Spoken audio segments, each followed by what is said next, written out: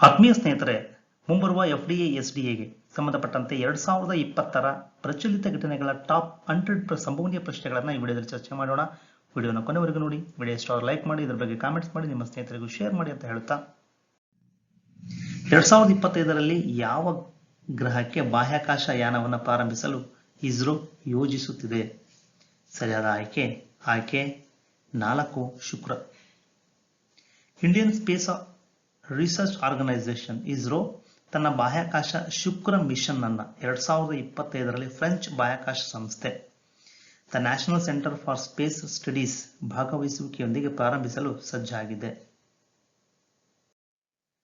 ವಿಮಾನ ನಿಲ್ದಾಣ ಪ್ರಾಧಿಕಾರ ಏರ್ಪೋರ್ಟ್ಸ್ ಅಥಾರಿಟಿ ಆಫ್ ಇಂಡಿಯಾ ಸಂಪೂರ್ಣ ಸೌರಶಕ್ತಿ ಚಾಲಿತ ಮೊದಲ ವಿಮಾನ ನಿಲ್ದಾಣ ಯಾವುದು? ಸರಿಯಾದ ಆಯ್ಕೆ 2 ಪುದುಚೇರಿ ವಿಮಾನ ನಿಲ್ದಾಣ. ಪುದುಚೇರಿ ವಿಮಾನ ನಿಲ್ದಾಣವು ಸಂಪೂರ್ಣವಾಗಿ ಸೌರಶಕ್ತಿ ಚಾಲಿತ ವಿಮಾನ ನಿಲ್ದಾಣ ಪ್ರಾಧಿಕಾರದ ಮೊದಲ ವಿಮಾನ ನಿಲ್ದಾಣವಾಗಿದೆ.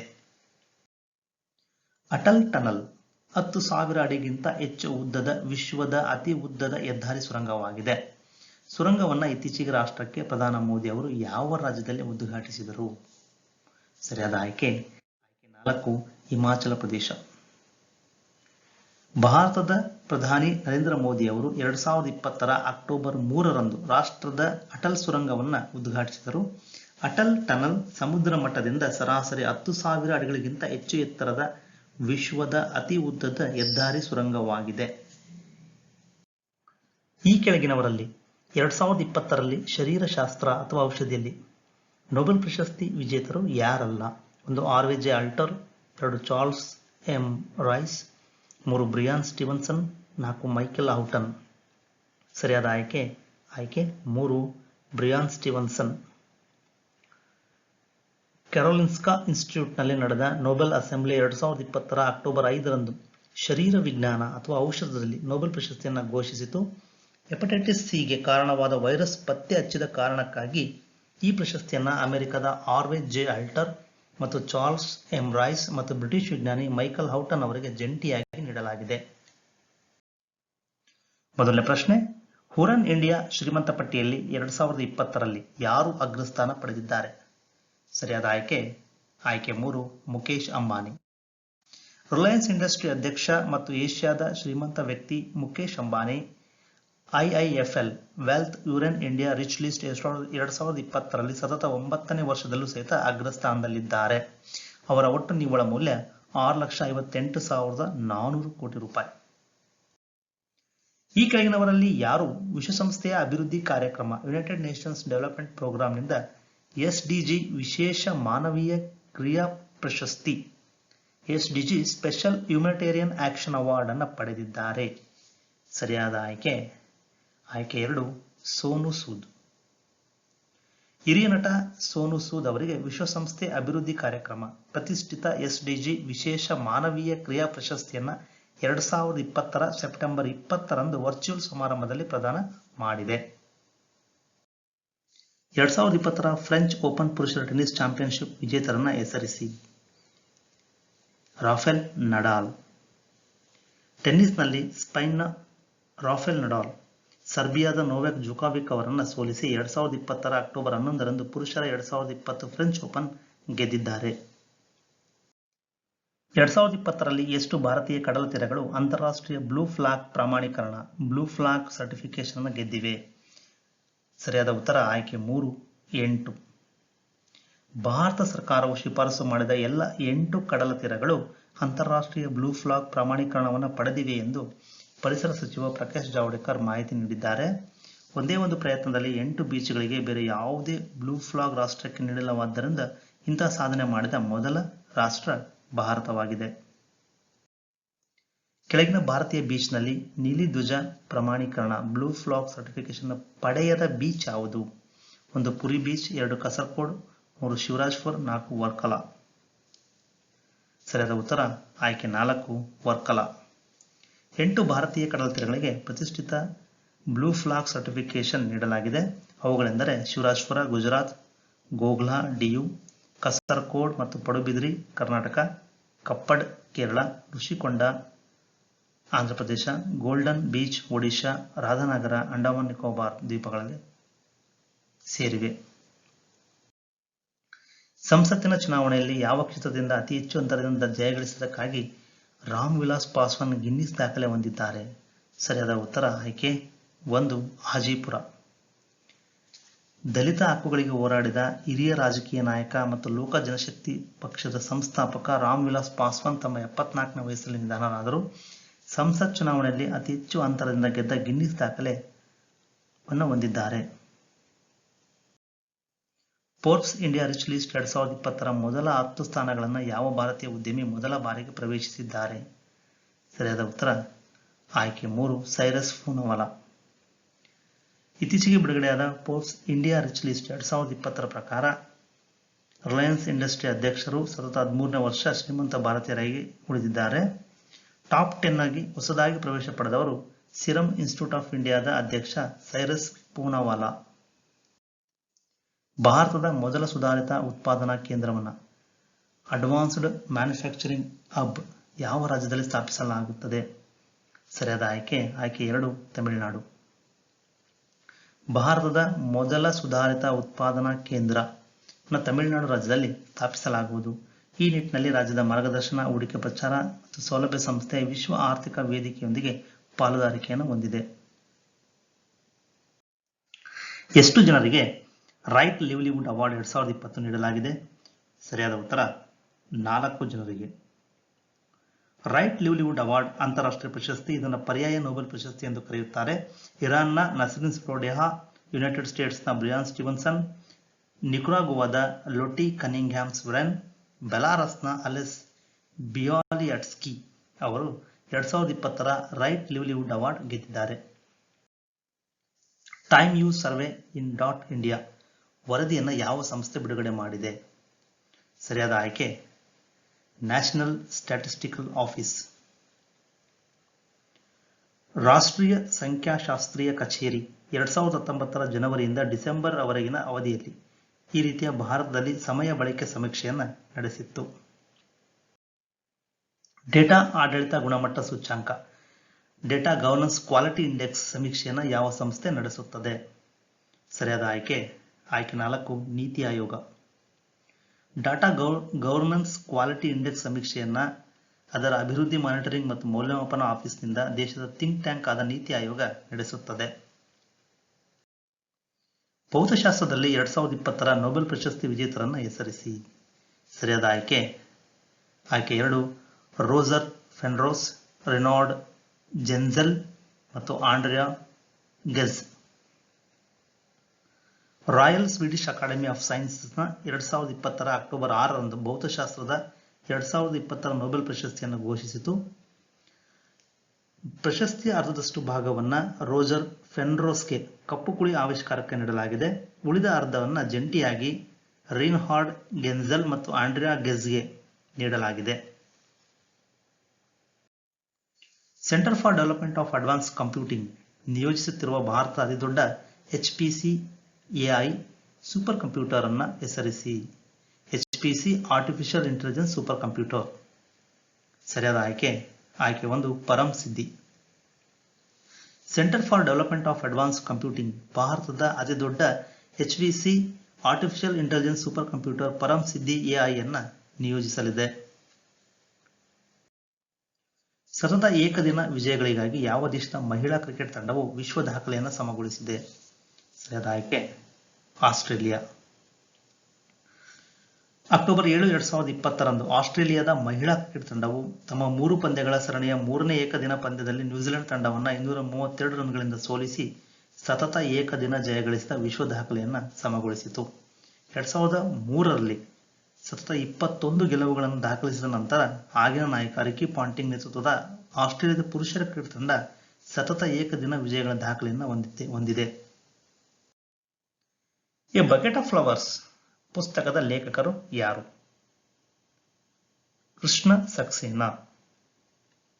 ರಕ್ಷಣಾ ಸಚಿವ ರಾಜನಾಥ್ ಸಿಂಗ್ ರವರು ಡಾಕ್ಟರ್ ಕೃಷ್ಣ ಸಕ್ಸೇನಾ ರವರು ಬರೆದಂತ ಹೂಗೊಂಚಲು ಎ ಬಕೆಟ್ ಆಫ್ ಫ್ಲವರ್ಸ್ ಎಂಬ ಪುಸ್ತಕವನ್ನು ಬಿಡುಗಡೆ ಮಾಡಿದ್ದಾರೆ. ಅಂತಾರಾಷ್ಟ್ರೀಯ ಸೌರ ಒಕ್ಕೂಟದ ಅಧ್ಯಕ್ಷರಾಗಿ ಯಾವ ರಾಷ್ಟ್ರವನ್ನು ಮರು ಆಯ್ಕೆ ಮಾಡಲಾಗಿದೆ? ಅಂತಾರಾಷ್ಟ್ರೀಯ ಸೌರ ಒಕ್ಕೂಟದ ಅಧ್ಯಕ್ಷರಾಗಿ ಭಾರತವನ್ನು ಮರು ಆಯ್ಕೆ ಮಾಡಲಾಗಿದೆ. ಇಂಟರ್ನ್ಯಾಷನಲ್ ಸೋಲಾರ್ ಅಲಯನ್ಸ್ ಮೂರನೇ ಅಸೆಂಬ್ಲಿಯ ವಾಸ್ತವ ಸಭೆಯಲ್ಲಿ ಫ್ರಾನ್ಸ್ನ ಸಹ ಅಧ್ಯಕ್ಷರಾಗಿ ಆಯ್ಕೆಯಾದರು. ಭಾರತವನ್ನು ಅಂತಾರಾಷ್ಟ್ರೀಯ ಸೌರ ಒಕ್ಕೂಟದ ಅಧ್ಯಕ್ಷರನ್ನಾಗಿ ಮತ್ತೆ ಆಯ್ಕೆ ಮಾಡಲಾಗಿದೆ. ಇದು 2 ವರ್ಷಗಳ ಅವಧಿಗೆ ಆಯ್ಕೆಯಾಗಿವೆ. ಆಸ್ಕರ್ ಪ್ರಶಸ್ತಿ ಪಡೆದ ಮೊದಲ ಭಾರತೀಯ ಭಾನು ಅಥಯ್ಯ ನಿಧನರಾದರು.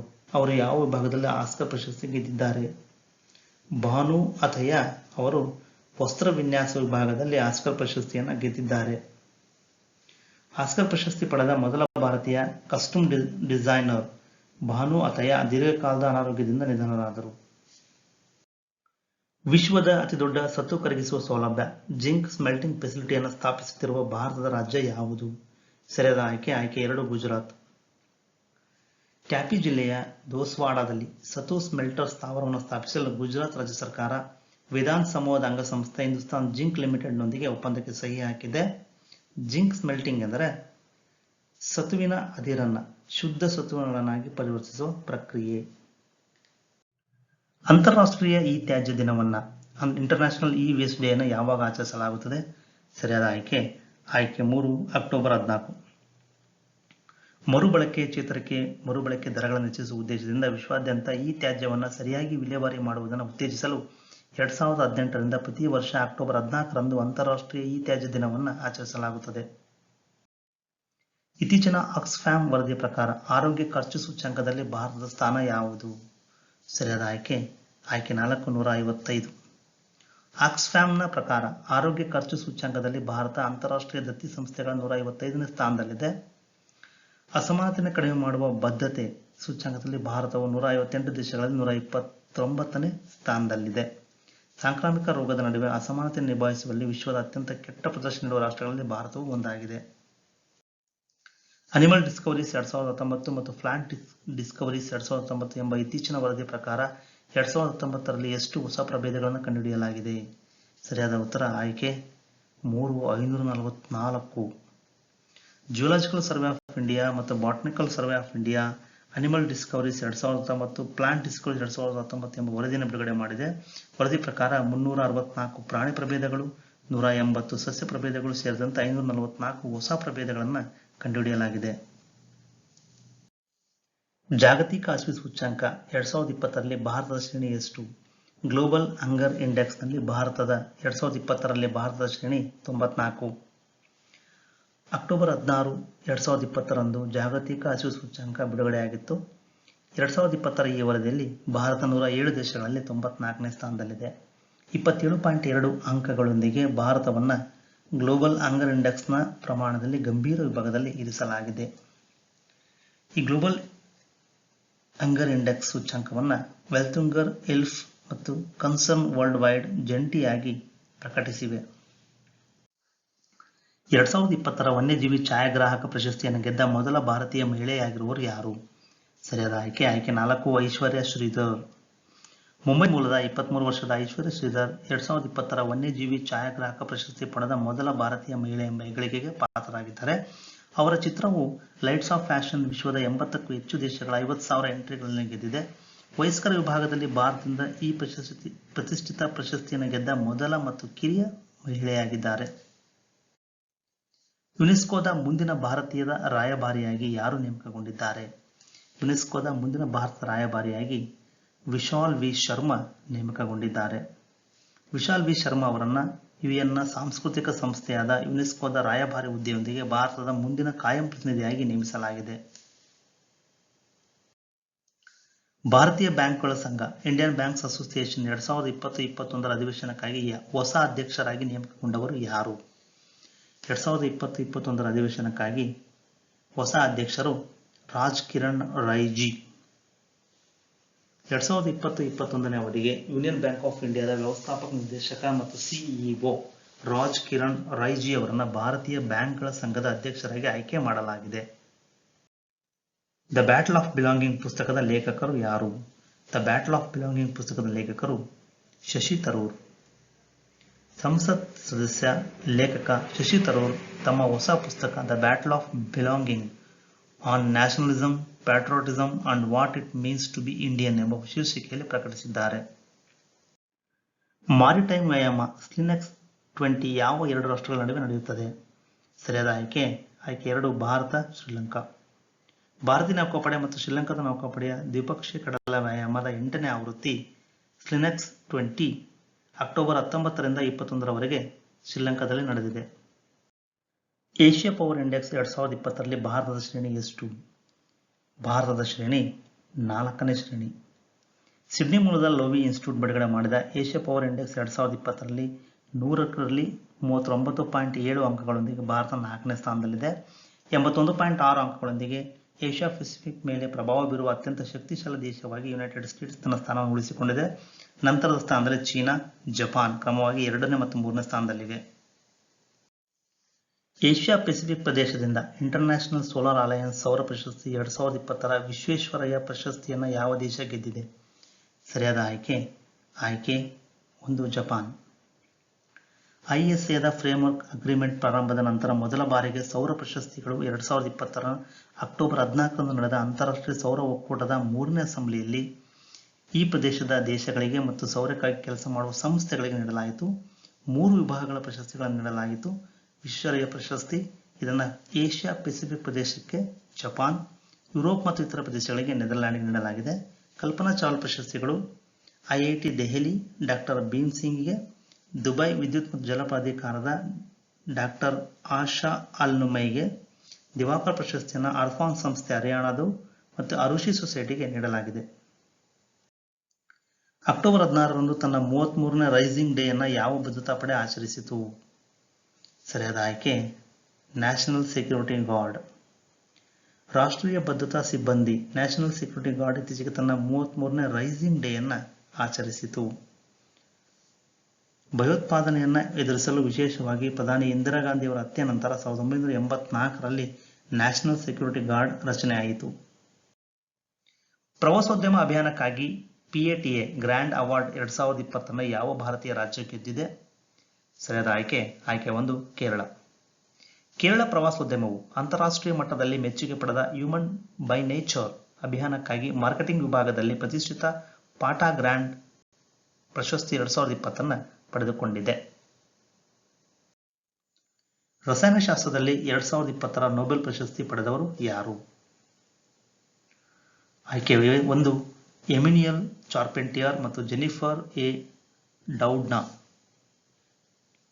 Royal Swedish Academy of Sciences ರಸಾಯನಶಾಸ್ತ್ರ 2020ರ ನೊಬೆಲ್ ಪ್ರಶಸ್ತಿಯನ್ನು ಎಮಿಲಿಯನ್ ಚಾರ್ಪೆಂಟಿಯರ್ ಮತ್ತು ಜೆನಿಫರ್ ಎ ಡೌಡ್ನಾ ಅವರಿಗೆ ಜಂಟಿಯಾಗಿ ಜೀನೋಮ್ ಸಂಪಾದನೆಗಾಗಿ ಒಂದು ವಿಧಾನದ ಅಭಿವೃದ್ಧಿಗಾಗಿ ನೀಡಿದೆ.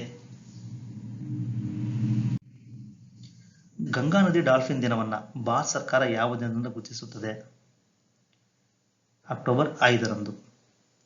ಪ್ರತಿ ವರ್ಷ ಭಾರತ ಅಕ್ಟೋಬರ್ 5ರಂದು ಗಂಗಾ ನದಿ ಡಾಲ್ಫಿನ್ ದಿನವನ್ನು ಆಚರಿಸುತ್ತದೆ. ಈ ದಿನದಂದು 2010ರಲ್ಲಿ ಗಂಗಾ ಡಾಲ್ಫಿನ್ಗಳನ್ನು ರಾಷ್ಟ್ರೀಯ ಜಲಪ್ರಾಣಿಗಳೆಂದು ಘೋಷಿಸಲಾಗಿತ್ತು. ಶಾಂತಿ ನೊಬೆಲ್ ಪ್ರಶಸ್ತಿ 2020ನ್ನು ಗೆದ್ದವರು ಯಾರು? Nobel peace prize 2020. ವಿಶ್ವ ಆಹಾರ ಕಾರ್ಯಕ್ರಮ. ಹಸಿವನ್ನು ಎದುರಿಸುವ ಪ್ರಯತ್ನಕ್ಕಾಗಿ ವಿಶ್ವ ಆಹಾರ ಕಾರ್ಯಕ್ರಮಕ್ಕೆ ವರ್ಲ್ಡ್ ಫುಡ್ ಪ್ರೋಗ್ರಾಂಗೆ ನೊಬೆಲ್ ಶಾಂತಿ ಪ್ರಶಸ್ತಿ 2020ನ್ನು ನೀಡಲಾಗಿದೆ. ಪ್ರತಿಷ್ಠಿತ ಪ್ರಶಸ್ತಿಯ ನಿರ್ಧಾರವನ್ನು ನಾರ್ವೇಜಿಯನ್ ನೊಬೆಲ್ ಸಮಿತಿ ತೆಗೆದುಕೊಂಡಿದೆ. 2020ರ ಸಾಹಿತ್ಯದ ನೊಬೆಲ್ ಪ್ರಶಸ್ತಿಯನ್ನು ಪಡೆದವರು ಯಾರು? ಸರಿಯಾದ ಆಯ್ಕೆ ಆಯ್ಕೆ 1 ಲೂಯಿಸ್ ಗ್ಲಾಕ್. ಕಠಿಣ ಸೌಂದರ್ಯದಿಂದ ವೈಯಕ್ತಿಕ ಅಸ್ತಿತ್ವವನ್ನು ಸಾರ್ವತ್ರಿಕವಾಗಿಸುತ್ತದೆ ಎಂದು ಬರೆದಿದ್ದಕ್ಕಾಗಿ ಸಾಹಿತ್ಯದ ನೊಬೆಲ್ ಪ್ರಶಸ್ತಿಯನ್ನು ಅಮೆರಿಕದ ಅತ್ಯಂತ ಪ್ರಸಿದ್ಧ ಕವಯಿತ್ರಿಗಳಲ್ಲಿ ಒಬ್ಬರಾದ ಲೂಯಿಸ್ ಗ್ಲಾಕ್ ಅವರಿಗೆ ನೀಡಲಾಗಿದೆ. ವಿಶ್ವದ ಅತ್ಯಂತ ಪ್ರಭಾವಶಾಲಿ CMO ಚೀಫ್ ಮಾರ್ಕೆಟಿಂಗ್ ಆಫೀಸರ್ ನ ಫೋರ್ಬ್ಸ್ ಪಟ್ಟಿಯಲ್ಲಿ ಸ್ಥಾನ ಪಡೆದ ಏಕೈಕ ಭಾರತೀಯ ಯಾರು? ಸರಿಯಾದ ಆಯ್ಕೆ 1 ರವಿ ಸಂತಾನಂ. HDFC ಬ್ಯಾಂಕ್ನ ಮುಖ್ಯ ಮಾರುಕಟ್ಟೆ ಅಧಿಕಾರಿ ರವಿ ಸಂತಾನಂ ಅವರು ವಿಶ್ವದ ಅತ್ಯಂತ ಪ್ರಭಾವಶಾಲಿ ಚೀಫ್ ಮಾರ್ಕೆಟಿಂಗ್ ಆಫೀಸರ್ನ ಫೋರ್ಬ್ಸ್ ಪಟ್ಟಿಯಲ್ಲಿ ಗುರುತಿಸಿಕೊಂಡಿದ್ದಾರೆ. ಪ್ರತಿಷ್ಠಿತ ಪಟ್ಟಿಯಲ್ಲಿ ಸ್ಥಾನ ಪಡೆದಿರುವ ಭಾರತೀಯ ಕಂಪನಿಯ ಏಕೈಕ ಚೀಫ್ ಮಾರ್ಕೆಟಿಂಗ್ ಆಫೀಸರ್ ಅವರು. ಇವರು 39ನೇ ಸ್ಥಾನದಲ್ಲಿದ್ದಾರೆ. ಕಾರ್ಪ್ಯಾಟ್ ಭಾರತ ಮತ್ತು ಯಾವ ದೇಶದ ನಡುವಿನ military ವ್ಯಾಯಾಮವಾಗಿದೆ?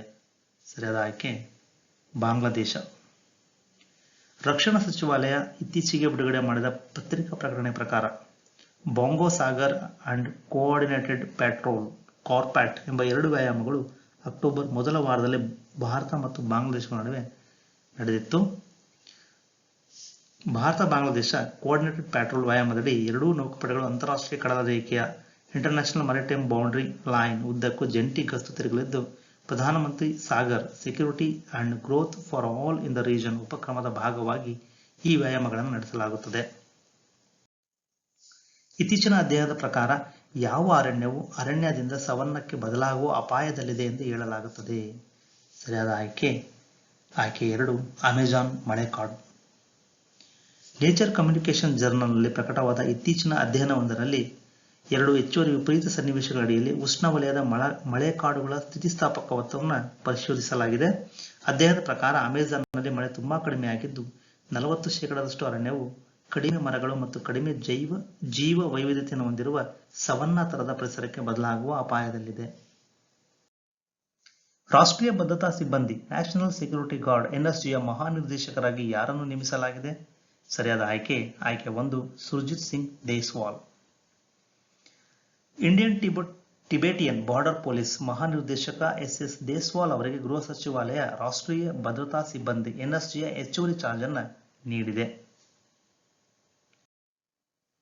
Film and Television Institute of India FTII ಆಡಳಿತ ಮಂಡಳಿಯ ಹೊಸದಾಗಿ ನೇಮಕಗೊಂಡ ಅಧ್ಯಕ್ಷರನ್ನು ಹೆಸರಿಸಿ. ಸರಿಯಾದ ಆಯ್ಕೆ 1 Shekhar Kapoor. Film and Television Institute of India ಸೊಸೈಟಿಯ ಹೊಸ ಅಧ್ಯಕ್ಷರಾಗಿ ಚಲನಚಿತ್ರ ನಿರ್ಮಾಪಕ ಶೇಖರ್ ಕಪೂರ್ ಅವರನ್ನು ಮಾಹಿತಿ ಮತ್ತು ಪ್ರಸಾರ ಸಚಿವಾಲಯ ನೇಮಕ ಮಾಡಿದೆ. 26 ದಶಲಕ್ಷ ಹೆಕ್ಟೇರ್ ಅವನತಿ ಮತ್ತು ಅರಣ್ಯ ನಾಶದ ಭೂಮಿಯನ್ನು ಪುನಃ ಸ್ಥಾಪಿಸಲು ಮತ್ತು ಯಾವ ವರ್ಷದಲ್ಲಿ ಭೂ ಅವನತಿ ತಟಸ್ಥತೆಯನ್ನು ಸಾಧಿಸಲು ಭಾರತ ಸರ್ಕಾರ ಗುರಿಯನ್ನು ಹೊಂದಿದೆ? ಸರಿಯಾದ ಆಯ್ಕೆ 2 2030. 26 ದಶಲಕ್ಷ ಹೆಕ್ಟೇರ್ ಅವನತಿ ಮತ್ತು ಅರಣ್ಯ ನಾಶದ ಭೂಮಿಯನ್ನು ಪುನಃ ಸ್ಥಾಪಿಸಲು 2030ರ ವೇಳೆಗೆ ಭೂ ಅವನತಿ ತಟಸ್ಥತೆಯನ್ನು ಸಾಧಿಸಲು ಭಾರತ ಉದ್ದೇಶಿಸಿದೆ. ದ್ವಿಪಕ್ಷೀಯ ನೌಕಾಪಡೆಯ ವ್ಯಾಯಾಮ ಬಾಂಗೋ ಸಾಗರ್ ಅನ್ನು ಭಾರತೀಯ ನೌಕಾಪಡೆ ಮತ್ತು ಯಾವ ದೇಶದ ನೌಕಾಪಡೆಯೊಂದಿಗೆ ನಡೆಸಲಾಗುತ್ತಿದೆ? ಸರಿಯಾದ ಆಯ್ಕೆ 3 ಬಾಂಗ್ಲಾದೇಶ. ಭಾರತೀಯ ನೌಕಾಪಡೆ ಮತ್ತು ಬಾಂಗ್ಲಾದೇಶದ ನೌಕಾಪಡೆ ದ್ವಿಪಕ್ಷೀಯ ವ್ಯಾಯಾಮ ಬಾಂಗೋ ಸಾಗರ್ನ 2ನೇ ಆವೃತ್ತಿ 2020ರ ಅಕ್ಟೋಬರ್ 3ರಂದು ಬಂಗಾಳದ ಉತ್ತರ ಕೊಲ್ಲಿಯಲ್ಲಿ ಪ್ರಾರಂಭವಾಯಿತು. ವ್ಯಾಯಾಮ ಬಾಂಗೋ ಸಾಗರ್ ಕಡಲ ವ್ಯಾಯಾಮ ಮತ್ತು ಕಾರ್ಯಾಚರಣೆ ನಡೆಸುವ ಮೂಲಕ ಎರಡೂ ನೌಕಾಪಡೆಗಳ ನಡುವೆ ಅಂತರ ಕಾರ್ಯಸಾಧ್ಯತೆ, ಜಂಟಿ ಕಾರ್ಯಾಚರಣೆಯ ಕೌಶಲ್ಯಗಳನ್ನು ಅಭಿವೃದ್ಧಿಪಡಿಸುವ ಗುರಿಯನ್ನು ಹೊಂದಿದೆ. ಫೋರ್ಬ್ಸ್ನ ಅತಿ ಹೆಚ್ಚು ಸಂಭಾವನೆ ಪಡೆಯುವ ನಟಿಯರ 2020ರ ಪಟ್ಟಿಯಲ್ಲಿ ಅಗ್ರಸ್ಥಾನ ಪಡೆದ ನಟಿಯನ್ನು ಹೆಸರಿಸಿ. ಸರಿಯಾದ ಆಯ್ಕೆ 3 ಸೋಫಿಯಾ ವರ್ಗರಾ. ಅಮೆರಿಕದ ಟಿವಿ ಶೋ ಮಾಡರ್ನ್ ಫ್ಯಾಮಿಲಿಯ ಮೂಲಕ ಖ್ಯಾತಿಗೆ ಬಂದ ಕೊಲಂಬಿಯಾ ಮೂಲದ ಅಮೆರಿಕನ್ ನಟಿ ಸೋಫಿಯಾ ವರ್ಗರಾ ಫೋರ್ಬ್ಸ್ನ ಅತಿ ಹೆಚ್ಚು ಸಂಭಾವನೆ ಪಡೆಯುವ ನಟಿಯರ 2020ರ ವಾರ್ಷಿಕ ಪಟ್ಟಿಯಲ್ಲಿ ಅತಿ ಹೆಚ್ಚು ಸಂಭಾವನೆ ಪಡೆಯುವ ನಟಿಯಾಗಿದ್ದಾರೆ. 48 ವರ್ಷದ ನಟಿ $43 ಮಿಲಿಯನ್ ಗಳಿಕೆಯೊಂದಿಗೆ ಅಗ್ರಸ್ಥಾನದಲ್ಲಿದ್ದಾರೆ. ಭಾರತದ ಮೊಟ್ಟ ಮೊದಲ ಸ್ವದೇಶಿ ವೃತ್ತಿಪರ ಬ್ಯಾಡ್ಮಿಂಟನ್ ಬ್ರ್ಯಾಂಡ್ ಅಂಬಾಸಿಡರ್ ಆಗಿ ನೇಮಕಗೊಂಡವರು ಯಾರು? ಸರಿಯಾದ ಆಯ್ಕೆ 4 ಚೇತನ್ ಆನಂದ್. ಬ್ಯಾಡ್ಮಿಂಟನ್ನಲ್ಲಿ ಕಾಮನ್ವೆಲ್ತ್ ಕ್ರೀಡಾಕೂಟದ ಪದಕ ವಿಜೇತ ಚೇತನ್ ಆನಂದ್ ಅವರು ಭಾರತದ ಮೊಟ್ಟ ಮೊದಲ ಸ್ವದೇಶಿ ವೃತ್ತಿಪರ ಬ್ಯಾಡ್ಮಿಂಟನ್ ಬ್ರ್ಯಾಂಡ್ ಟ್ರಾನ್ಸ್ಫರ್ನ ಬ್ರ್ಯಾಂಡ್ ಅಂಬಾಸಿಡರ್ ಆಗಿ ಆಯ್ಕೆಯಾಗಿದ್ದಾರೆ. ಇತ್ತೀಚೆಗೆ ನಿಧನರಾದ ನ್ಯಾಯಮೂರ್ತಿ ಕೆ ಉಷಾ ಯಾವ ಹೈಕೋರ್ಟ್ನ ಮೊದಲ ಮಹಿಳಾ ಮುಖ್ಯ ನ್ಯಾಯಮೂರ್ತಿಯಾಗಿದ್ದರು? ಸರಿಯಾದ ಆಯ್ಕೆ 1 ಕೇರಳ. ಕೇರಳ ಹೈಕೋರ್ಟ್ನ ಮಾಜಿ ಮುಖ್ಯ ನ್ಯಾಯಮೂರ್ತಿ ಕೆ ಉಷಾ ನಿಧನರಾದರು. ಅವರು 2000ರಿಂದ 2001ರವರೆಗೆ ಕೇರಳ ಹೈಕೋರ್ಟ್ನ ಮುಖ್ಯ ನ್ಯಾಯಮೂರ್ತಿಯಾಗಿ ಸೇವೆ ಸಲ್ಲಿಸಿದ್ದರು. ಜುವರ್ ಅಂತಾರಾಷ್ಟ್ರೀಯ ವಿಮಾನ ನಿಲ್ದಾಣವು ಪ್ರಸ್ತಾವಿತ ಭಾರತೀಯ ವಿಮಾನ ನಿಲ್ದಾಣವಾಗಿದ್ದು, ಇದನ್ನು ಸ್ವಿಟ್ಜರ್ಲ್ಯಾಂಡ್ನ ಜುರಿಚ್ ವಿಮಾನ ನಿಲ್ದಾಣವು ನಿರ್ಮಿಸಲಿದೆ. ವಿಮಾನ ನಿಲ್ದಾಣವನ್ನು ಭಾರತದಲ್ಲಿ ಯಾವ ನಗರದಲ್ಲಿ ನಿರ್ಮಿಸಲಾಗುವುದು? ಸರಿಯಾದ ಆಯ್ಕೆ 1 ನೋಯ್ಡಾ. ನೋಯ್ಡಾದ ಗೌತಮ್ ಬುದ್ಧ ನಗರದಲ್ಲಿ ಯಹೂದಿ ವಿಮಾನ ನಿಲ್ದಾಣದ ಅಭಿವೃದ್ಧಿಗಾಗಿ ಮುಖ್ಯಮಂತ್ರಿ ಯೋಗಿ ಆದಿತ್ಯನಾಥ್ ನೇತೃತ್ವದ ಉತ್ತರ ಪ್ರದೇಶ ಸರ್ಕಾರ ಸ್ವಿಟ್ಜರ್ಲ್ಯಾಂಡ್ನ ಜುರಿಚ್ ಏರ್ಪೋರ್ಟ್ ಇಂಟರ್ನ್ಯಾಷನಲ್ ನೊಂದಿಗೆ ಒಪ್ಪಂದಕ್ಕೆ ಸಹಿ ಹಾಕಿದೆ. ಜುವರ್ ವಿಮಾನ ನಿಲ್ದಾಣವನ್ನು ನೋಯ್ಡಾ ಅಂತಾರಾಷ್ಟ್ರೀಯ ಗ್ರೀನ್ಫೀಲ್ಡ್ ವಿಮಾನ ನಿಲ್ದಾಣ ಎಂದು ಕರೆಯುತ್ತಾರೆ. 5,000 ಹೆಕ್ಟೇರ್ ಪ್ರದೇಶದಲ್ಲಿ ಹರಡಿದ್ದು, ಇದರ ಒಟ್ಟು ವೆಚ್ಚ 29,560 ಕೋಟಿ ರು ಆಗಿದೆ. ಈ ಕೆಳಗಿನ ಯಾವ ವಿಭಾಗದಲ್ಲಿ ಫಾಲ್ ಆರ್ ಮಿಲ್ಗ್ರೋಮ್ ಮತ್ತು ರಾಬರ್ಟ್ ಬಿ ವಿಲ್ಸನ್ 2020 ನೊಬೆಲ್ ಪ್ರಶಸ್ತಿ ಗೆದ್ದಿದ್ದಾರೆ. ಸರಿಯಾದ ಆಯ್ಕೆ 4 ಅರ್ಥಶಾಸ್ತ್ರ. ಆರ್ಥಿಕ ವಿಜ್ಞಾನದಲ್ಲಿ ನೊಬೆಲ್ ಪ್ರಶಸ್ತಿ 2020 ಪಾಲ್ ಆರ್ ಮಿಲ್ಗ್ರೋಮ್ ಮತ್ತು ರಾಬರ್ಟ್ ಬಿ ವಿಲ್ಸನ್ ಅವರಿಗೆ ಹರಾಜು ಸಿದ್ಧಾಂತದ ಸುಧಾರಣೆಗಳು ಮತ್ತು ಹೊಸ ಹರಾಜು ಸ್ವರೂಪಗಳ auction theory and invention of new auction formats ಆವಿಷ್ಕಾರಗಳಿಗಾಗಿ ನೀಡಲಾಗಿದೆ. ವಿಶ್ವ ಪ್ರಾಣಿ ದಿನ ವರ್ಲ್ಡ್ ಅನಿಮಲ್ ಡೇ ನ ಯಾವಾಗ ಆಚರಿಸಲಾಗುತ್ತದೆ? ಅಕ್ಟೋಬರ್ 4ರಂದು. ಪ್ರತಿ ವರ್ಷ ವಿಶ್ವ ಪ್ರಾಣಿ ದಿನವನ್ನು 1929ರಿಂದ ಅಕ್ಟೋಬರ್ 4ರಂದು ಆಚರಿಸಲಾಗುತ್ತದೆ.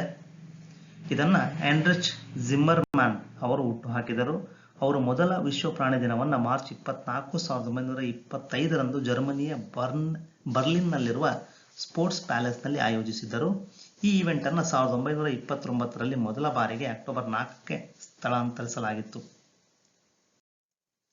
ಕೃಷಿ ಪ್ರಾಣಿಗಳ ವಿಶ್ವ ದಿನವನ್ನು ಪ್ರತಿ ವರ್ಷ ಯಾವ ದಿನ ಆಚರಿಸಲಾಗುತ್ತದೆ? ಅಕ್ಟೋಬರ್ 2ರಂದು. 1983ರಿಂದ ಪ್ರತಿ ವರ್ಷ ಅಕ್ಟೋಬರ್ 2ರಂದು ವಿಶ್ವ ಪ್ರಾಣಿಗಳ ಕೃಷಿ ದಿನವನ್ನು ಆಚರಿಸಲಾಗುತ್ತದೆ. ಇದು ಮಹಾತ್ಮ ಗಾಂಧಿಯವರ ಜನ್ಮದಿನವನ್ನು ಸಹಿತ ಸೂಚಿಸುತ್ತದೆ. ಇತ್ತೀಚೆಗೆ ನಿಧನರಾದ ಖ್ಯಾತ ಸಾಮಾಜಿಕ ಕಾರ್ಯಕರ್ತೆ professor Pushpa Bhave iron lady of dash ಎಂದು ಪ್ರಸಿದ್ಧರಾಗಿದ್ದವರು. ಸರಿಯಾದ ಆಯ್ಕೆ 3 ಮುಂಬೈ. ಮುಂಬೈನ ಐರನ್ ಲೇಡಿ ಎಂದು ಕರೆಯಲ್ಪಡುವ ಹಿರಿಯ ಸಾಮಾಜಿಕ ಕಾರ್ಯಕರ್ತೆ ಪ್ರೊಫೆಸರ್ ಪುಷ್ಪಾ ಭಾವೆ ದೀರ್ಘಕಾಲದ ಅನಾರೋಗ್ಯದ ನಂತರ ನಿಧನ ಹೊಂದಿದ್ದಾರೆ. ಅವರಿಗೆ 81 ವರ್ಷ ವಯಸ್ಸಾಗಿತ್ತು. ಅವರು ಸಂಯುಕ್ತ ಮಹಾರಾಷ್ಟ್ರ ಚಳವಳಿ ಮತ್ತು ಗೋವಾ ವಿಮೋಚನಾ ಆಂದೋಲನದಲ್ಲಿ ಭಾಗವಹಿಸಿದ್ದರು. ವಿಶ್ವ ಬಾಹ್ಯಾಕಾಶ ವಾರವನ್ನು ವರ್ಲ್ಡ್ ಸ್ಪೇಸ್ ವೀಕ್ ಪ್ರತಿ ವರ್ಷ ಯಾವ ದಿನದ ನಡುವೆ ಆಚರಿಸಲಾಗುತ್ತದೆ? ಸರಿಯಾದ ಆಯ್ಕೆ 4 ಅಕ್ಟೋಬರ್ 4ರಿಂದ 10ರವರೆಗೆ. ವಿಜ್ಞಾನ ಮತ್ತು ತಂತ್ರಜ್ಞಾನವನ್ನು ಆಚರಿಸಲು ಮತ್ತು ಮಾನವ ಸ್ಥಿತಿ ಸುಧಾರಣೆಗೆ ಅದರ ಕೊಡುಗೆ ಸ್ಮರಿಸಲು ಪ್ರತಿ ವರ್ಷ ಅಕ್ಟೋಬರ್ 4ರಿಂದ 10ರವರೆಗೆ ವಿಶ್ವ ಬಾಹ್ಯಾಕಾಶ ವಾರವನ್ನು ಆಚರಿಸಲಾಗುತ್ತದೆ. ವರ್ಲ್ಡ್ ಸ್ಪೇಸ್ ವೀಕ್ ವಿಶ್ವಸಂಸ್ಥೆಯ ಸಾಮಾನ್ಯ ಸಭೆ ಡಿಸೆಂಬರ್ 6, 1999ರಂದು ಘೋಷಿಸಿತ್ತು. 2020ರ ಥೀಮ್ ಉಪಗ್ರಹಗಳು ಜೀವನವನ್ನು ಸುಧಾರಿಸುತ್ತವೆ, ಸ್ಯಾಟಲೈಟ್ಸ್ ಇಂಪ್ರೂವ್ ಲೈಫ್ ಆಗಿದೆ. ವಿಶ್ವ ಶಿಕ್ಷಕರ ದಿನ ವರ್ಲ್ಡ್ ಟೀಚರ್ಸ್ ಡೇ ಅನ್ನು ಯಾವಾಗ ಆಚರಿಸಲಾಗುತ್ತದೆ? ಸರಿಯಾದ ಆಯ್ಕೆ 3 ಅಕ್ಟೋಬರ್ 5. ಅಂತಾರಾಷ್ಟ್ರೀಯ ಶಿಕ್ಷಕರ ದಿನ ಎಂದು ಕರೆಯಲ್ಪಡುವ ವಿಶ್ವ ಶಿಕ್ಷಕರ ದಿನವನ್ನು 1994ರಿಂದ ಪ್ರತಿ ವರ್ಷ ಅಕ್ಟೋಬರ್ 5ರಂದು ನಡೆಸಲಾಗುತ್ತದೆ. 2020ರ ಅಂತಾರಾಷ್ಟ್ರೀಯ ಶಿಕ್ಷಕರ ದಿನಾಚರಣೆಯ ವಿಷಯವೆಂದರೆ ಶಿಕ್ಷಕರು ಬಿಕ್ಕಟ್ಟಿನಲ್ಲಿ ಮುನ್ನಡೆಸುವುದು, ಭವಿಷ್ಯವನ್ನು ಮರುರೂಪಿಸುವುದು. Teachers leading in crisis, reimagining the future ಆಗಿದೆ. ವಿಶ್ವ ಆರೋಗ್ಯ ಸಂಸ್ಥೆ WHO ಪ್ರಕಾರ ಯಾವ ದಶಕವನ್ನು ಡಿಕೇಡ್ ಆಫ್ ಹೆಲ್ತಿ ಏಜಿಂಗ್ ಎಂದು ಹೆಸರಿಸಲಾಗಿದೆ? ಸರಿಯಾದ ಆಯ್ಕೆ 2 2020ರಿಂದ 2030. ವಿಶ್ವ ಆರೋಗ್ಯ ಸಂಸ್ಥೆ 2020ರಿಂದ 2030 ಡಿಕೇಡ್ ಆಫ್ ಹೆಲ್ತಿ ಏಜಿಂಗ್ ಎಂದು ಹೆಸರಿಸಿದೆ. 2020ರ ಹಿರಿಯ ನಾಗರಿಕರ ದಿನಾಚರಣೆಯ UN ವಿಷಯವೆಂದರೆ pandemics do they change how we address age and ageing ಆಗಿದೆ. ವರ್ಷದ ಯಾವ ದಿನವನ್ನು ವಿಶ್ವ ಹತ್ತಿ ದಿನ ವರ್ಲ್ಡ್ ಕಾಟನ್ ಡೇ ಎಂದು WHO ಆಚರಿಸುತ್ತದೆ? ಅಕ್ಟೋಬರ್ 7ರಂದು. WHO ಮಾನ್ಯತೆ ಪಡೆದ ವಿಶ್ವ ಹತ್ತಿ ದಿನವನ್ನು 2019ರಿಂದ ಅಕ್ಟೋಬರ್ 7ರಂದು ಅಂತಾರಾಷ್ಟ್ರೀಯ ಹತ್ತಿ ಉದ್ಯಮ ಮತ್ತು ಸಮುದಾಯಗಳಿಗೆ ಮತ್ತು ಜಾಗತಿಕ ಆರ್ಥಿಕತೆಗೆ ನೀಡಿದ ಕೊಡುಗೆಯನ್ನು ಸ್ಮರಿಸಲು ಆಚರಿಸಲಾಗುತ್ತದೆ. ವರ್ಲ್ಡ್ ಕಾಟನ್ ಡೇ ದಿನವನ್ನು ಕಾಟನ್ 4 ದೇಶಗಳಾದ ಬೆನಿನ್, ಬುರ್ಕಿನಾ ಫಾಸೋ, ಚಾಡ್ ಮತ್ತು ಮಾಲಿಗಳು ಜಾಗತಿಕ ವಸ್ತುವಾಗಿ ಹತ್ತಿಯ ಮಹತ್ವವನ್ನು ಪ್ರತಿಬಿಂಬಿಸಲು ಪ್ರಾರಂಭಿಸಿದವು. ವಿಶ್ವ ಆವಾಸ ಸ್ಥಾನ ದಿನ 2020 ಯಾವಾಗ ಆಚರಿಸಲಾಗುತ್ತದೆ? ಅಕ್ಟೋಬರ್ 5ರಂದು. ವಿಶ್ವಸಂಸ್ಥೆಯು ನಮ್ಮ ಪಟ್ಟಣಗಳು ಮತ್ತು ನಗರಗಳ ಸ್ಥಿತಿಗಳನ್ನು ಪ್ರತಿಬಿಂಬಿಸಲು ಮತ್ತು ಸಾಕಷ್ಟು ಆಶ್ರಯಕ್ಕಾಗಿ ಎಲ್ಲರ ಮೂಲಭೂತ ಹಕ್ಕನ್ನು ಪ್ರತಿಬಿಂಬಿಸಲು ಪ್ರತಿ ವರ್ಷ ಅಕ್ಟೋಬರ್ ಮೊದಲ ಸೋಮವಾರವನ್ನು ವಿಶ್ವ ಆವಾಸ ದಿನವೆಂದು ಗೊತ್ತುಪಡಿಸಿತ್ತು. ಅಕ್ಟೋಬರ್ 2ರಿಂದ 8ರ ವಾರವನ್ನು ಭಾರತದಲ್ಲಿ ಏನೆಂದು ಆಚರಿಸಲಾಗುತ್ತದೆ? ಸರಿಯಾದ ಆಯ್ಕೆ 2 ವನ್ಯಜೀವಿ ವಾರ. ದೇಶದ ಪ್ರಾಣಿಗಳ ಸಂರಕ್ಷಣೆ ಮತ್ತು ಪ್ರತಿ ವರ್ಷ ಅಕ್ಟೋಬರ್ 2ರಿಂದ 8ರವರೆಗೆ ಭಾರತದಲ್ಲಿ ವನ್ಯಜೀವಿ ವಾರವನ್ನು ಆಚರಿಸಲಾಗುತ್ತದೆ. 2020ರ ಥೀಮ್ ರೋಆರ್ ಘರ್ಜನೆ ಮತ್ತು ಪುನರುಜ್ಜೀವನ, ಮಾನವ ಪ್ರಾಣಿ ಸಂಬಂಧಗಳನ್ನು ಅನ್ವೇಷಿಸುವುದು, roar and revive exploring human animal relationship ಆಗಿದೆ. ವರ್ಷದ ಯಾವ ದಿನವನ್ನ ಭಾರತದಲ್ಲಿ ವಾಯುಪಡೆಯ ದಿನ ಏರ್ಫೋರ್ಸ್ ಡೇ ಇನ್ ಇಂಡಿಯಾ ಎಂದು ಗುರುತಿಸಲಾಗಿದೆ? ಅಕ್ಟೋಬರ್ 8. ಪ್ರತಿ ವರ್ಷ ಅಕ್ಟೋಬರ್ 8ರಂದು ವಾಯುಪಡೆಯ ದಿನವನ್ನು ಆಚರಿಸಲಾಗುತ್ತದೆ. 2020ರ ಅಕ್ಟೋಬರ್ 8ರಂದು ಅಧಿಕೃತ ಫೌಂಡೇಶನ್ ದಿನದ 88ನೇ ವಾರ್ಷಿಕೋತ್ಸವವನ್ನು ಆಚರಿಸಲಾಗಿತ್ತು. ಸ್ಟೇಟ್ ಬ್ಯಾಂಕ್ ಆಫ್ ಇಂಡಿಯಾದ ಹೊಸದಾಗಿ ನೇಮಕಗೊಂಡ ಅಧ್ಯಕ್ಷರನ್ನು ಹೆಸರಿಸಿ. ಸರಿಯಾದ ಆಯ್ಕೆ Dinesh Kumar Khara. State Bank of India ಹೊಸ ಅಧ್ಯಕ್ಷರಾಗಿ ಹಿರಿಯ ಬ್ಯಾಂಕರ್ ದಿನೇಶ್ ಕುಮಾರ್ ಖಾರಾ ಅವರನ್ನು ಸರ್ಕಾರ ನೇಮಿಸಿದೆ. ಮುಖೇಶ್ ಅಂಬಾನಿ 2020ರ ಫೋರ್ಬ್ಸ್ ಇಂಡಿಯಾ ಶ್ರೀಮಂತ ಪಟ್ಟಿಯಲ್ಲಿ ಅಗ್ರಸ್ಥಾನದಲ್ಲಿದ್ದಾರೆ. ಇದರೊಂದಿಗೆ ಅವರು ಸತತ ಎಷ್ಟನೇ ವರ್ಷಕ್ಕೆ ವಾರ್ಷಿಕ ಮನ್ನಣೆ ಗಳಿಸಿದ್ದಾರೆ? ಸರಿಯಾದ ಆಯ್ಕೆ 213. 2020ರ ಅಕ್ಟೋಬರ್ 8ರಂದು ಬಿಡುಗಡೆಯಾದ 2020ರ ಫೋರ್ಬ್ಸ್ ಇಂಡಿಯಾ ಶ್ರೀಮಂತ ಪಟ್ಟಿಯಲ್ಲಿ ರಿಲಯನ್ಸ್ ಇಂಡಸ್ಟ್ರಿಯಲ್ ಲಿಮಿಟೆಡ್ ಅಧ್ಯಕ್ಷ ಮುಖೇಶ್ ಅಂಬಾನಿ ಅಗ್ರಸ್ಥಾನದಲ್ಲಿದ್ದಾರೆ. ಫೋರ್ಬ್ಸ್ ಇಂಡಿಯಾ ಪಟ್ಟಿಯಲ್ಲಿ ಸತತ 13ನೇ ವರ್ಷವೂ ಅವರು ಶ್ರೀಮಂತ ಭಾರತೀಯರಾಗಿ ತಮ್ಮ ಸ್ಥಾನವನ್ನು ಉಳಿಸಿಕೊಂಡಿದ್ದಾರೆ. ವಿಶ್ವ ಪೋಸ್ಟ್ ದಿನವನ್ನು ಜಾಗತಿಕವಾಗಿ ಯಾವಾಗ ಆಚರಿಸಲಾಗುತ್ತದೆ? ಅಕ್ಟೋಬರ್ 9. ಜಾಗತಿಕವಾಗಿ ಪ್ರತಿ ವರ್ಷ ಅಕ್ಟೋಬರ್ 9ರಂದು ವಿಶ್ವ ಪೋಸ್ಟ್ ದಿನವನ್ನು ಆಚರಿಸಲಾಗುತ್ತದೆ. ವಿಶ್ವ ಮಾನಸಿಕ ಆರೋಗ್ಯ ದಿನವನ್ನು ಜಾಗತಿಕವಾಗಿ ಯಾವ ದಿನ ಆಚರಿಸಲಾಗುತ್ತದೆ? ಅಕ್ಟೋಬರ್ 10ರಂದು. ಜಾಗತಿಕ ಮಾನಸಿಕ ಆರೋಗ್ಯ ಶಿಕ್ಷಣ, ಸಾಮಾಜಿಕ ಕಳಂಕದ ವಿರುದ್ಧ ಜಾಗೃತಿ ಮತ್ತು ವಕಾಲತಿಗಾಗಿ ಪ್ರತಿ ವರ್ಷ ಅಕ್ಟೋಬರ್ 10ರಂದು ವಿಶ್ವ ಮಾನಸಿಕ ಆರೋಗ್ಯ ದಿನವನ್ನು ಆಚರಿಸಲಾಗುತ್ತದೆ. 2020ರ ವಿಷಯವೆಂದರೆ ಎಲ್ಲರಿಗೂ ಮಾನಸಿಕ ಆರೋಗ್ಯ, ಮೆಂಟಲ್ ಹೆಲ್ತ್ ಫಾರ್ ಆಲ್ ಆಗಿದೆ. ಭಾರತದಲ್ಲಿ ರಾಷ್ಟ್ರೀಯ ಅಂಚೆ ದಿನವನ್ನು ಯಾವಾಗ ಆಚರಿಸಲಾಗುತ್ತದೆ? ನ್ಯಾಷನಲ್ ಪೋಸ್ಟಲ್ ಡೇ ಅನ್ನು ಅಕ್ಟೋಬರ್ 10ರಂದು ಆಚರಿಸಲಾಗುತ್ತದೆ. ಭಾರತೀಯ ಅಂಚೆ ದಿನವನ್ನು ವಾರ್ಷಿಕವಾಗಿ ಅಕ್ಟೋಬರ್ 10ರಂದು ವಿಶ್ವ ಅಂಚೆ ದಿನದ ವಿಸ್ತರಣೆಯಾಗಿ ಆಚರಿಸಲಾಗುತ್ತದೆ. ಭಾರತೀಯ ಅಂಚೆ ಇಲಾಖೆಯನ್ನು 1854ರಲ್ಲಿ ಲಾರ್ಡ್ ಡಾಲ್ಹೌಸಿ ಸ್ಥಾಪಿಸಿದ್ದರು. ವಿಶ್ವ ದೃಷ್ಟಿ ದಿನ ವರ್ಲ್ಡ್ ಸೈಟ್ ಡೇ ಅನ್ನು ಯಾವ ದಿನ ಆಚರಿಸಲಾಗುತ್ತದೆ? ವಿಶ್ವ ದೃಷ್ಟಿ ದಿನವನ್ನು ಅಕ್ಟೋಬರ್ 2ನೇ ಗುರುವಾರ ಆಚರಿಸಲಾಗುತ್ತದೆ. 2020ರ ವಿಶ್ವ ದೃಷ್ಟಿ ದಿನದ ಥೀಮ್ ಎಂದರೆ ಓಫ್ ಇನ್ ಸೈಟ್ ಆಗಿದೆ. ವಿಶ್ವ ಮೊಟ್ಟೆಯ ದಿನ ವರ್ಲ್ಡ್ ಎಗ್ ಡೇ ಅನ್ನು ಪ್ರತಿ ವರ್ಷದ ಯಾವ ದಿನದಂದು ಬರುತ್ತದೆ? ಅಕ್ಟೋಬರ್ 2ನೇ ಶುಕ್ರವಾರ. ಪ್ರತಿ ವರ್ಷ ಅಕ್ಟೋಬರ್ ತಿಂಗಳಲ್ಲಿ 2ನೇ ಶುಕ್ರವಾರ ವಿಶ್ವ ಮೊಟ್ಟೆ ದಿನವನ್ನು ಆಚರಿಸಲಾಗುತ್ತದೆ. 2020ರಲ್ಲಿ ಈ ದಿನ ಅಕ್ಟೋಬರ್ 9, 2020ರಂದು ಆಚರಿಸಲಾಗಿತ್ತು. 2020 ವಿಶ್ವ ಮೊಟ್ಟೆ ದಿನದ ವಿಷಯವೆಂದರೆ eat your egg today and every day ಆಗಿದೆ. ಭಾರತದಲ್ಲಿ ರಾಷ್ಟ್ರೀಯ ಅಂಚೆ ವಾರ ನ್ಯಾಷನಲ್ ಪೋಸ್ಟಲ್ ವೀಕ್ ಅನ್ನು ಡ್ಯಾಶ್ನಿಂದ ಆಚರಿಸಲಾಗುತ್ತದೆ. ಅಕ್ಟೋಬರ್ 9ರಿಂದ 15ರವರೆಗೆ. 2020ರ ಅಕ್ಟೋಬರ್ 9ರಿಂದ 15ರವರೆಗೆ ರಾಷ್ಟ್ರೀಯ ಅಂಚೆ ವಾರವನ್ನು ಆಚರಿಸಲಾಗಿದೆ. ಹೆಣ್ಣು ಮಗುವಿನ ಅಂತಾರಾಷ್ಟ್ರೀಯ ದಿನವನ್ನು international day of the girl child ಅನ್ನು ಯಾವ ದಿನದಿಂದ ಗುರುತಿಸಲಾಗಿದೆ? ಸರಿಯಾದ ಆಯ್ಕೆ ಅಕ್ಟೋಬರ್ 11ರಂದು. ಹೆಣ್ಣು ಮಕ್ಕಳ ಅಂತಾರಾಷ್ಟ್ರೀಯ ದಿನವನ್ನು 2012ರಿಂದ ಪ್ರತಿ ವರ್ಷ ಅಕ್ಟೋಬರ್ 11ರಂದು ಆಚರಿಸಲಾಗುತ್ತಿದೆ. 2020ರ ಹೆಣ್ಣು ಮಕ್ಕಳ ಅಂತಾರಾಷ್ಟ್ರೀಯ ದಿನದ ವಿಷಯವೆಂದರೆ my voice for equal future, ನಮ್ಮ ಸಮಾನ ಭವಿಷ್ಯಕ್ಕೆ ನನ್ನ ಧ್ವನಿಯಾಗಿದೆ. ವಿಶ್ವ ವಲಸೆ ಹಕ್ಕಿ ದಿನ ವರ್ಲ್ಡ್ ಮೈಗ್ರೇಟರಿ ಬರ್ಡ್ ಡೇ ಅನ್ನು ಮುಂದಿನ ಯಾವ ದಿನದಲ್ಲಿ ಗುರುತಿಸಲಾಗಿದೆ? ಸರಿಯಾದ ಆಯ್ಕೆ ಅಕ್ಟೋಬರ್ 2ನೇ ಶನಿವಾರ. ಅಧಿಕೃತವಾಗಿ ವಿಶ್ವ ವಲಸೆ ಹಕ್ಕಿ ದಿನವನ್ನು ವರ್ಷದಲ್ಲಿ 2 ಬಾರಿ ಆಚರಿಸಲಾಗುತ್ತದೆ. ಮೊದಲನೇದಾಗಿ ಮೇ 2ನೇ ಶನಿವಾರ ಮತ್ತೆ ಅಕ್ಟೋಬರ್ನ 2ನೇ ಶನಿವಾರ. 2020ರಲ್ಲಿ world migratory bird day 9 May ಮತ್ತು ಅಕ್ಟೋಬರ್ 10ರಂದು ಬಂದಿದೆ. ಭಾರತದಲ್ಲಿ ಭಾರತೀಯ ವಿದೇಶಿ ಸೇವಾ ಇಂಡಿಯನ್ ಫಾರಿನ್ ಸರ್ವಿಸ್ ಡೇ ದಿನವನ್ನು ಯಾವಾಗ ಆಚರಿಸಲಾಗುತ್ತದೆ? ಸರಿಯಾದ ಆಯ್ಕೆ ಅಕ್ಟೋಬರ್ 9. 2011ರಿಂದ ಪ್ರತಿ ವರ್ಷ ಅಕ್ಟೋಬರ್ 9ರಂದು ಭಾರತೀಯ ವಿದೇಶಿ ಸೇವೆ ದಿನವನ್ನು ಆಚರಿಸಲಾಗುತ್ತದೆ. ಮರಣದಂಡನೆ ವಿರುದ್ಧದ ವಿಶ್ವ ದಿನವನ್ನು ಜಾಗತಿಕವಾಗಿ ಯಾವಾಗ ಆಚರಿಸಲಾಗುತ್ತದೆ? ಅಕ್ಟೋಬರ್ 10ರಂದು. ಪ್ರತಿ ವರ್ಷ ಅಕ್ಟೋಬರ್ 10ರಂದು ಮರಣದಂಡನೆ ವಿರುದ್ಧದ ವಿಶ್ವ ದಿನವನ್ನು ಆಚರಿಸಲಾಗುತ್ತದೆ. 2020ರ ವಿಷಯವೆಂದರೆ access to council, a matter of life or death ಆಗಿದೆ.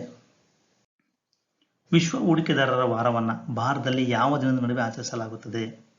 ಅಕ್ಟೋಬರ್ 5ರಿಂದ 11ರವರೆಗೆ. ವಿಶ್ವ ಹೂಡಿಕೆದಾರರ ವಾರವನ್ನು International Organization of Securities Commission ಆಯೋಜಿಸಿತ್ತು. ಅಕ್ಟೋಬರ್ 5ರಿಂದ 11 2020 ನಡುವೆ ನಡೆದಿದೆ. ವಿಶ್ವ ಸಂಧಿವಾತ ದಿನವನ್ನು ಯಾವ ದಿನ ಆಚರಿಸಲಾಗುತ್ತೆ? ಸರಿಯಾದ ಆಯ್ಕೆ 1 ಅಕ್ಟೋಬರ್ 12. ಸಂಧಿವಾತದ ಬಗ್ಗೆ ಜಾಗೃತಿ ಮೂಡಿಸಲು ಪ್ರತಿ ವರ್ಷ ಅಕ್ಟೋಬರ್ 12ರಂದು ವಿಶ್ವ ಸಂಧಿವಾತ ದಿನವನ್ನು ಆಚರಿಸಲಾಗುತ್ತದೆ. 2020ರ ಥೀಮ್ ಎಂದರೆ ಟೈಮ್ ಟು ವರ್ಕ್ ಆಗಿದೆ.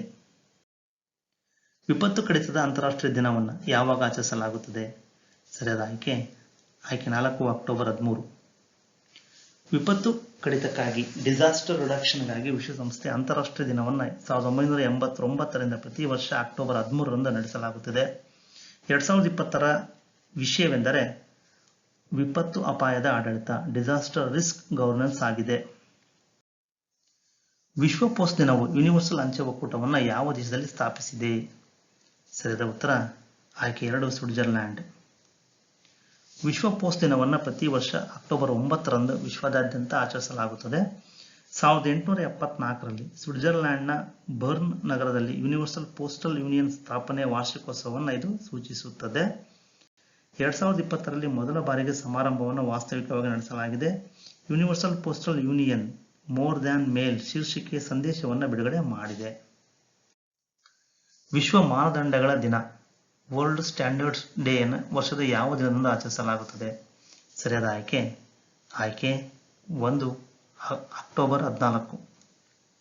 ಅಂತಾರಾಷ್ಟ್ರೀಯ ಗುಣಮಟ್ಟದ ದಿನ ಎಂದು ಕರೆಯಲ್ಪಡುವ ವಿಶ್ವ ಮಾನದಂಡಗಳ ದಿನವನ್ನು ಜಾಗತಿಕವಾಗಿ ಅಕ್ಟೋಬರ್ 14ರಂದು ಆಚರಿಸಲಾಗುತ್ತದೆ. ವಿಶ್ವ ಮಾನದಂಡಗಳ ದಿನ 2020ರ ವಿಷಯ ಗ್ರಹವನ್ನು ಮಾನದಂಡಗಳಿಂದ ರಕ್ಷಿಸುವುದು, protecting the planet with standards ಆಗಿದೆ.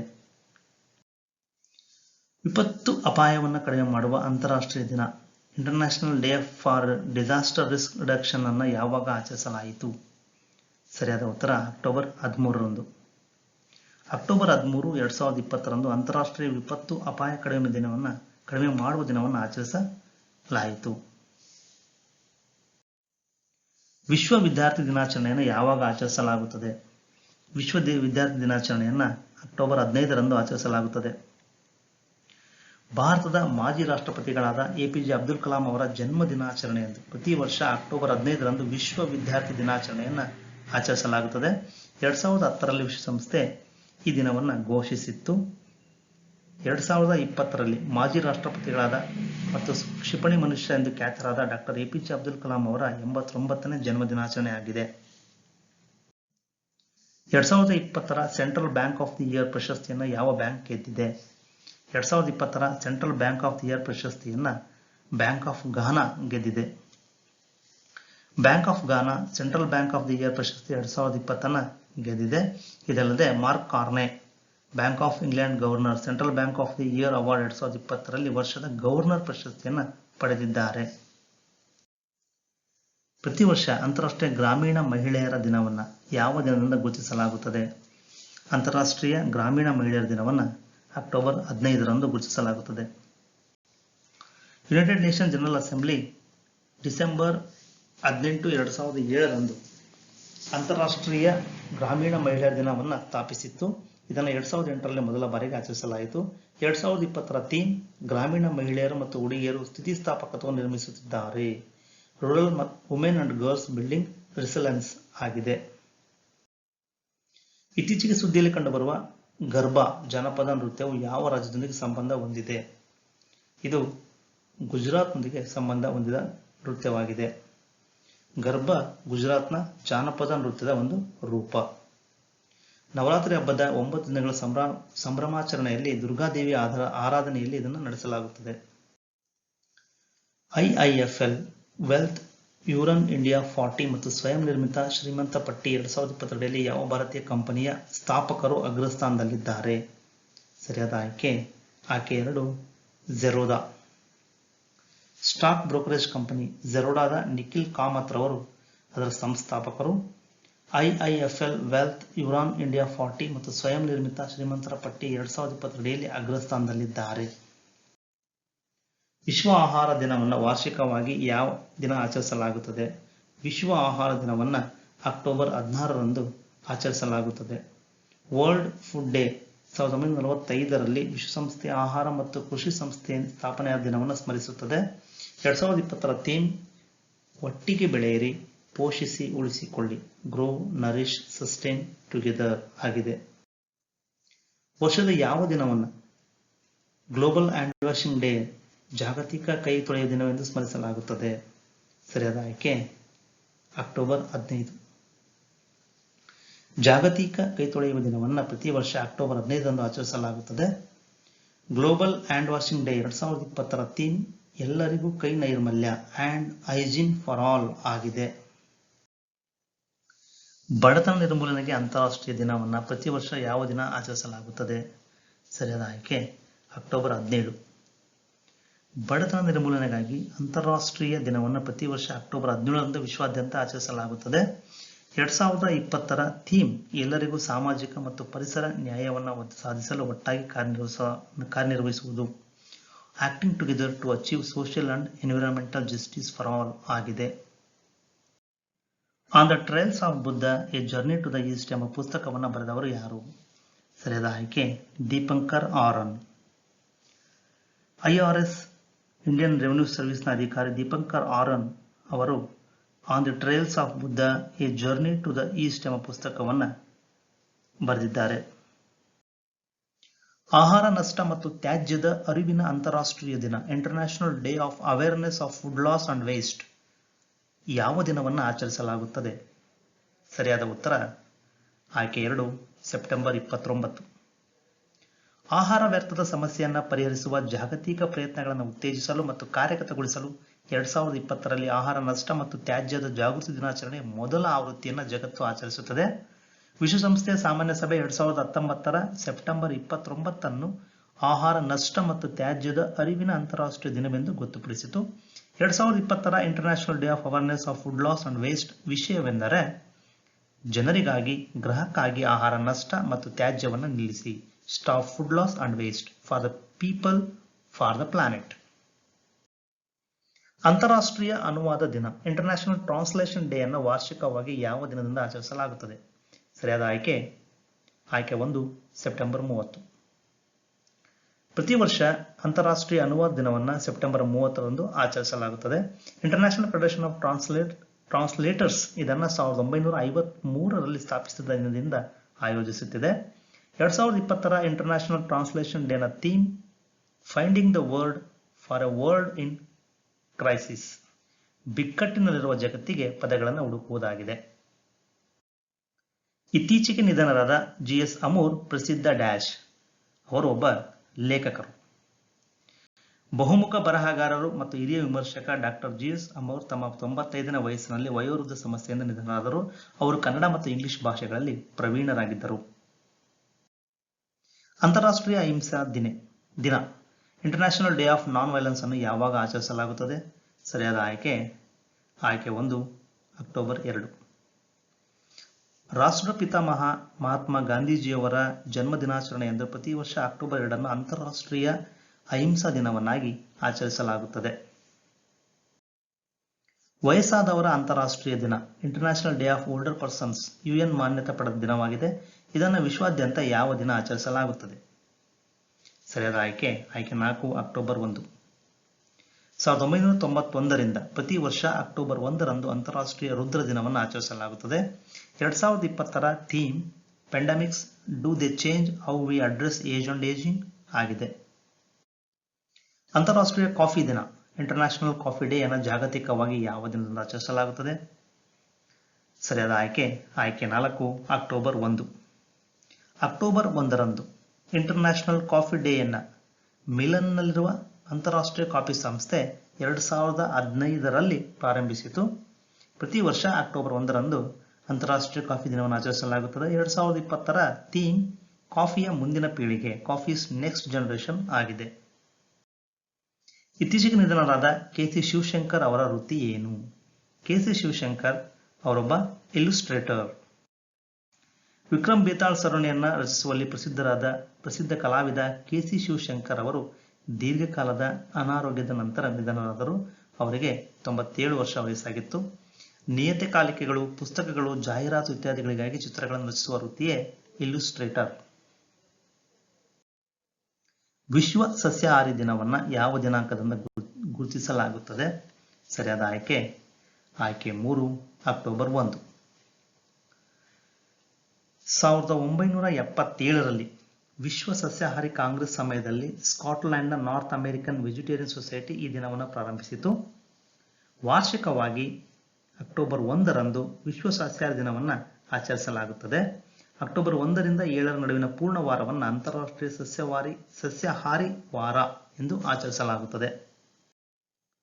ಆತ್ಮೀಯರೇ, ಇದುವರೆಗೂ ಈ ವಿಡಿಯೋ ನೋಡಿದ್ದಕ್ಕಾಗಿ ಧನ್ಯವಾದಗಳು. ಮತ್ತೆ ಮುಂದಿನ ವಿಡಿಯೋದೊಂದಿಗೆ ಭೇಟಿಯಾಗೋಣ. ಮತ್ತೊಮ್ಮೆ ಧನ್ಯವಾದಗಳು.